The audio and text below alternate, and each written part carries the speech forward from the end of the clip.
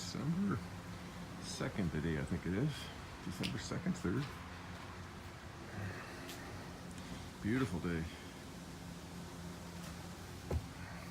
Don't know what the temperature is. Got to be high 40s, somewhere in there. The girls had their annual Christmas party there last night. Had the garage all cleaned up, and didn't get my bench cleaned off. I was just so busy trying to get everything cleaned up. Got all the motorcycles pushed down to that end now, and that cleaned up a little bit. Got all the leaves picked up. All the leaves, tons of leaves still left, but they're still falling from the tree. And just got a few parts in for the one for the BMW and one for my truck. I got the BMW all back together. I haven't done any videos in a while. I should be doing videos, and maybe it's laziness, but I'm working, but I just don't feel like filming it. So these BMWs, the X3s, are famous for oil leaks. The one is right here, around the valve cover. So you got to take that off. I'm not sure if I did a video on that or part of that, but the other, I should have done it. I should have filmed this one, had this all apart. But the big oil leak on these things is the oil filter housing underneath this. It's a big aluminum plate that bolts to the engine cases, and it's 6 bolts. Once you remove the alternator, the power steering reservoir, and the belts, the tensioners, the pulleys, the air breather box,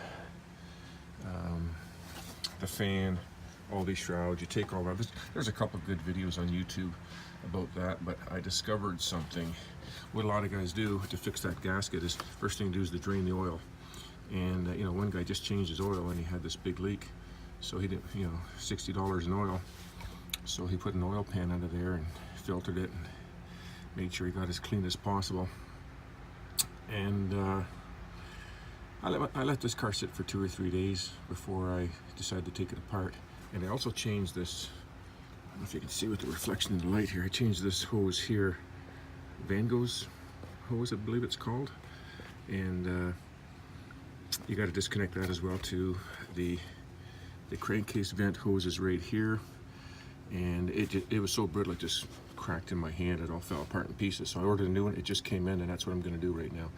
But the one trick I learned about doing this, you don't have to drop your oil to change this, because for one thing, I knew this anyways, but your oil filter housing has a check valve. Otherwise, every time you shut your car off, all the oil would drain out and go down to the oil pan, and you'd be starting it up dry. So I knew there's a check valve in there. And I undid this hose here, the Van Gogh's hose, I believe they call it, and put a rag under it here and at the other end. And after sitting for a couple of days, no oil came out of this hose. So that came out dry, not even a drop. And so disconnected that, had everything all off, and took out the 6 bolts to hold the housing in. And I put rags down there just in case, and I put a couple oil pans, but I didn't think there was going to be any oil in there because there's a check valve in here. So pulled it off, yeah, not a drop of oil. You don't have to drain your oil to fix that oil leak. The gasket itself was like $3.48, but it's probably a 4-hour job. 2 hours to get everything apart, 2 hours back together, plus you're cleaning everything as you're doing it. So that's what I'm going to do now. I just hope I can reach underneath here now that I got everything back together to put the crankcase hose on. Oh yeah, we had a lot of drunk women here last night. I went to a buddy's house to watch the hockey game. And yeah, this is supposed to be the hose here. Let me turn the camera around.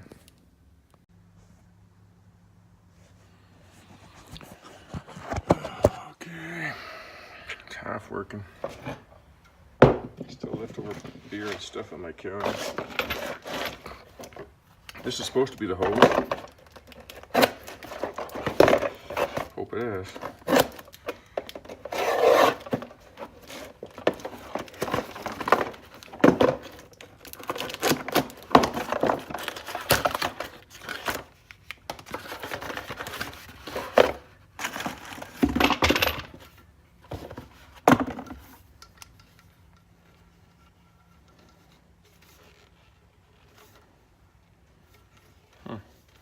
stock hose comes with a wrap. I think I got it here somewhere. There's the old pieces. And this is where it's actually broken here. I taped it up, but just shattered. But yeah, there was like a wrap over this.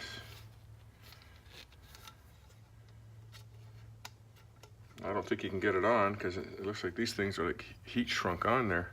You'd have to stick it on first. Yeah, I hope that's gonna work. I'm gonna try that.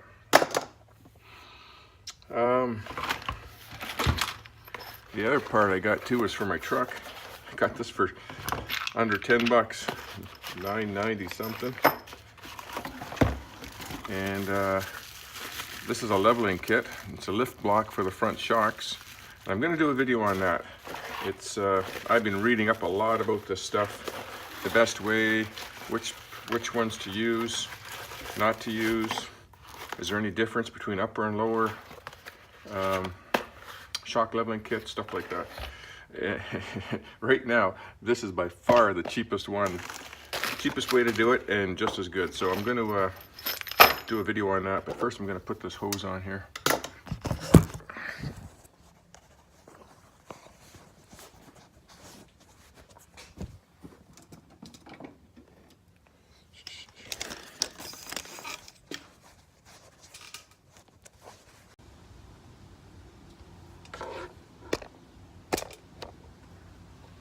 You're not going to see much from there, but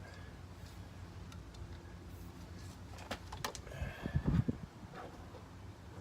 hope I can still get this in there. Get my light. Yeah, get my light. I had to finish putting it together so I could drive it out of the garage to make room for those girls. Really want to do that. Okay, so that hose is a right angle.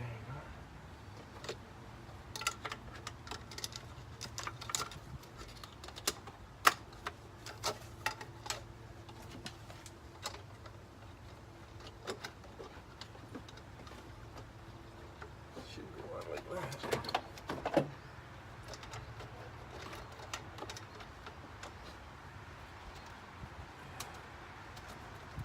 Folks, just want to see something if this goes better this way. Let me check something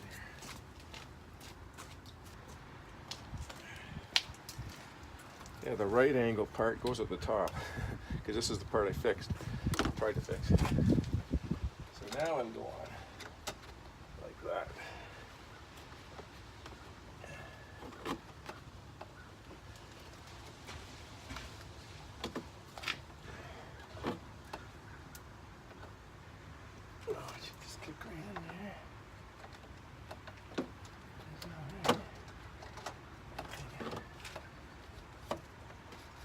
I need a screwdriver to push it on.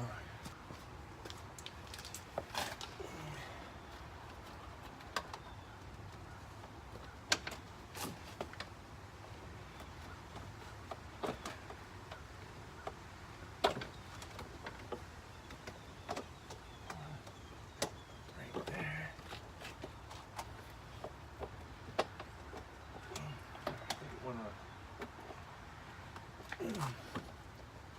Yep, that went on.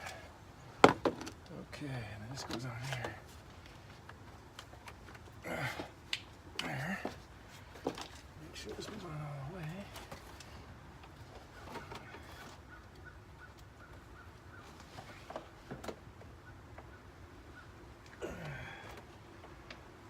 Yeah, it seems like it's on there good.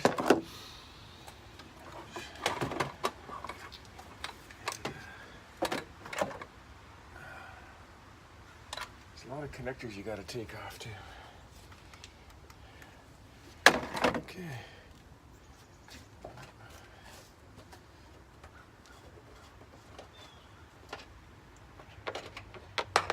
Put the airbox back on. And the mass airflow sensor.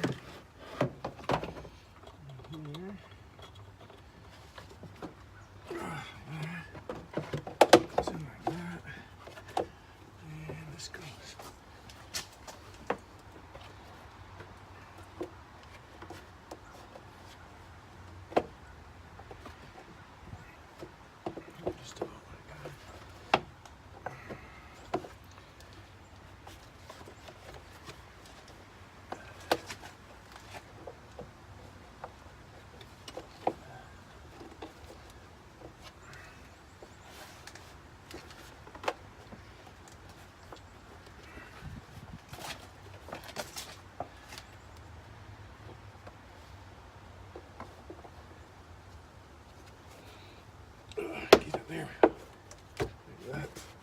Snaps into there. That's into there. Put the clamp like that.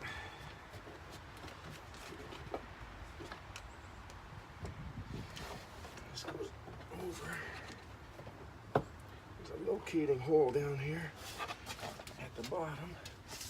Need my light.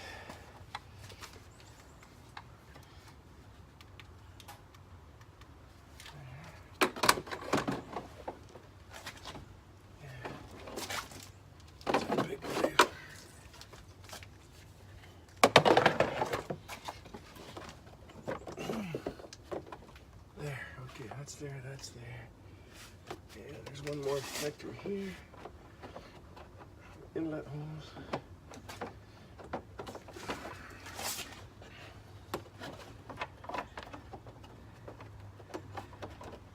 There, that's like that. Okay, I just need these two screws. 10s.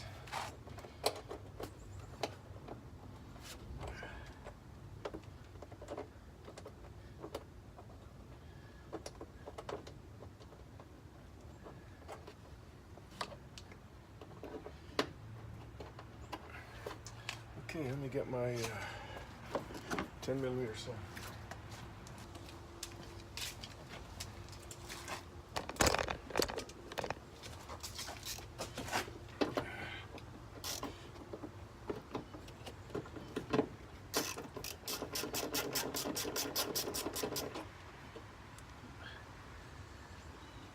It's so bright outside, it's harder to see than in the garage.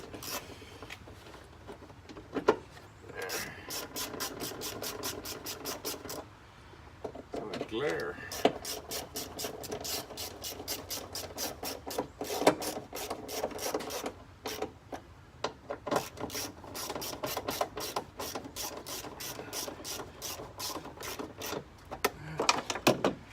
Let's clamp up.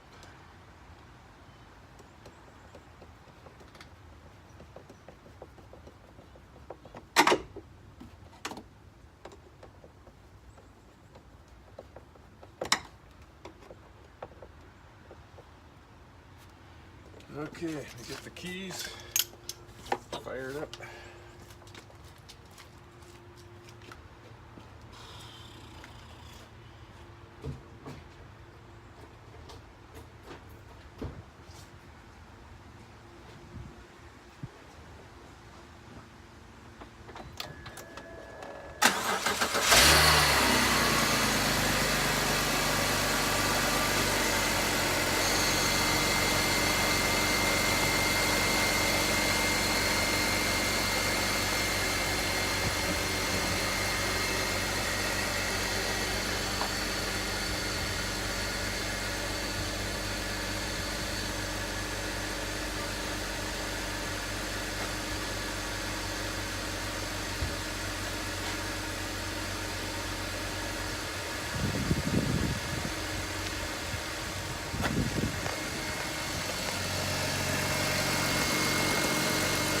Should have no more oil leaks now.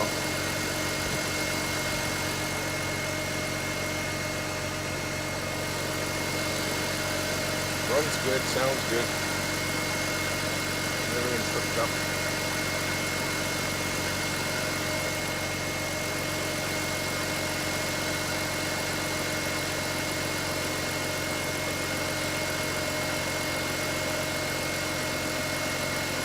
I bought a BMW code reader, and it's saying that the steering wheel angle sensor is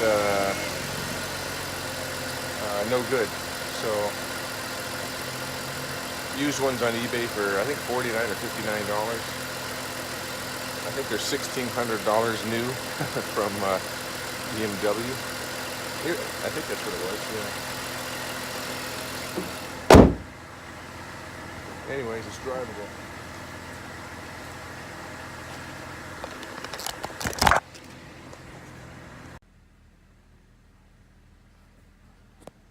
No word on the Norton yet. Texted my nephew a couple times. I said, any chance you're gonna have this ready by Christmas time? Really appreciate it. I don't know. So I kind of left that with him, put a bug in his ear. Oh, I hope he gets it done. Well, if it's not done by Christmas, I got to pick it up and then take it someplace. Take it someplace else. Okay.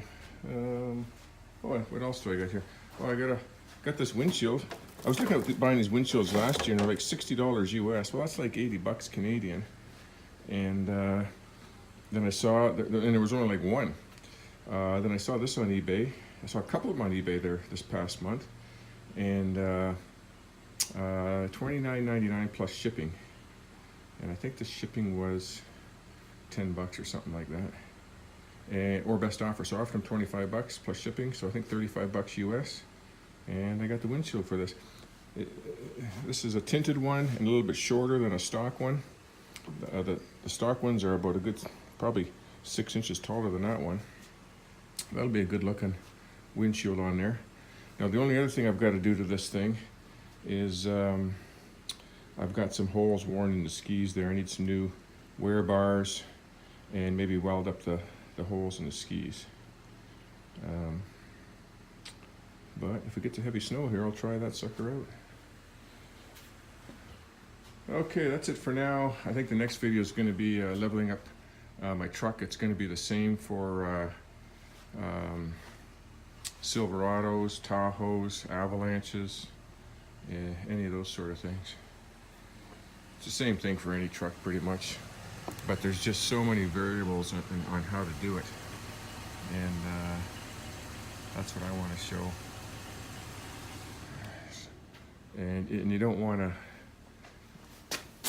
Oh, somebody left their gifts here last night. What is that? Clothes? Yeah, there's so many variables. Like these guys that go off-roading, jack their truck up, a foot, 8, 10, 12 inches, 6 inches. Even 3 inches and 3.5 inches in my mind isn't good. As soon as you start changing the geometry of your control arms and shocks and everything, if you're four-wheel drive, you really start to wear out the joints quicker, and the ball joints and the CV joints, everything. So anyways, my next video is probably going to be on that. I'm not a professional on that. I've never really dealt with it before, but it's just a matter of reading and understanding how it all works, I guess. And taking from other people's advice. I've done that my whole life. I look at the pros and cons from this guy, that guy, this guy, that guy, and then you get a general idea of what's right and what's wrong and the proper way to do stuff, and the right and wrong. And if you got any common sense and logic, you can kind of see that yourselves, like the guys that explain that to you. And that's kind of the whole thing with YouTube and watching videos on there. That's what I find with YouTube. Whenever I research anything, I don't just watch one video and do it that guy's way. Like, I mean, there's some butchers out there, some real butchers. And I watch a lot of house construction videos as well too, and log cabins and stuff like that. And there's one video series that I've been watching for almost a year. There's a couple I've been watching for almost a year. These guys building off-grid homes, and the one is, and these guys they're getting hundreds of thousands of subscribers, and I think this one couple is actually just building their house from the money they're making from YouTube, which is really good. It's pretty neat. And and he's done a good job of everything done so far. Pretty good job all the way through. They've made some mistakes and they admit it, and they find out. But right now he's doing the wiring. He's doing the wiring in his house. And I know the American laws and Canadian laws, building codes, are quite a bit different, but not that much different. And what he's doing, man, I know there's a lot of people on there that are complaining, oh man, you should get an electrician, you shouldn't be doing that yourself. And I try everything myself. I'm not afraid to try anything, but usually I'll get some professional advice, and or I research it very well. But what he's doing with his wiring in there is, to me, it'll work, but it's not safe, and it won't pass code. And I think he's going to find that out when he gets his inspection. But anyways, you gotta take the good with the bad and pick out the good parts. So some guy's got some great ideas on YouTube, and I'm going to show that in my next video on this leveling kit for my truck. My truck out back there. Because I've been reading a lot about it, and I'm going to try this one trick, and I should be able to level this thing in less than 30 minutes. Jack it up, put these blocks in, and be done. But you watch these other videos and the videos from Rough Rider, you know, that put these kits in their truck, and I'm giving away too much in this video, but yeah, you don't need to do all that.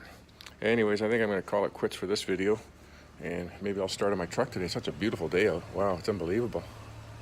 Can't believe how nice it is. It's supposed to get cold though. Okay, that's it for now, and as soon as I got a little bit more money here, I'm going to order some parts for the Norton, and I'm going to order that new 3-phase stator and some clutch plates, and then when I take that cover off, I can get it all polished up, put that all back together, and then I know that bike's done. You know, I just put it together to test drive that and ride it like that, but it's not right. Okay, so we got more of those coming up this winter, Norton videos, at least a couple more. And I've also been really busy too with a lot of other projects on the side here. Talk to you soon.